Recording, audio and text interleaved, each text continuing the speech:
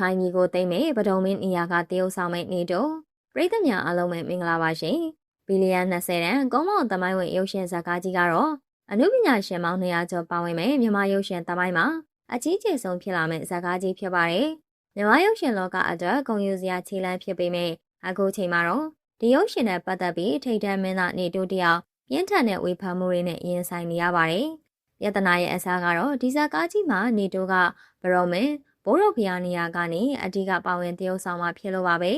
အားလုံးသိကြတဲ့အတိုင်းနေတို့ဟာရခိုင်တိုင်းရင်းသားမင်းသားတစ်လက်ဖြစ်ပါတယ်တမိုင်းကြောင်းနဲ့အရာဘရောမင်းဟာကုန်းမောင်ခင်မှာရခိုင်ပြည်နယ်ကိုတိုက်ခိုက်သိမ်းပိုက်ခဲ့တဲ့မင်းတစ်ပါးဖြစ်နေပါတယ်ဒီတော့မိမိတို့လူမျိုးရဲ့အချုပ်အခြာအာဏာကိုသိမ်းပိုက်ခဲ့တဲ့ဘုရင်တစ်ပါးရဲ့နေရာမှာ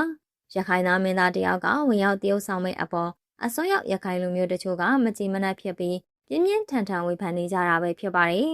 ဒါပေမဲ့တစ်ဖက်မှာလည်းအနုပညာရှင်တယောက်ဆိုတာပေးရလာတဲ့ဘလို့ဇက်ကောင်စီအမျိုးကိုမစုံပြည်ပြင်းအောင်တရုတ်ဆောင်မှုကအဓိကတာဝန်ဖြစ်လို့အနုပညာကိုအနုပညာအလုပ်သက်အဖြစ်သားမြင်ပေးတဲ့နေဆိုပြီးကောက်ွယ်ပြောဆိုပေးနေကြသူတွေလည်းအများအပြားရှိပါတယ်။ကဲအခုကြည့်ယူနေကြတဲ့ပရိသတ်ကြီးတို့ကရောရခိုင်ပြည်ကိုသိမ်းပိုက်ခဲ့တဲ့ဘရိုမန်အဖြစ်မင်းသားနေတို့တရုတ်ဆောင်မဲ့အပေါ်ဘယ်လိုမျိုးမြင်မိကြလဲဆိုတာကောမန့်မှာပြပြပေးခဲ့ကြပါအောင်ရှင်။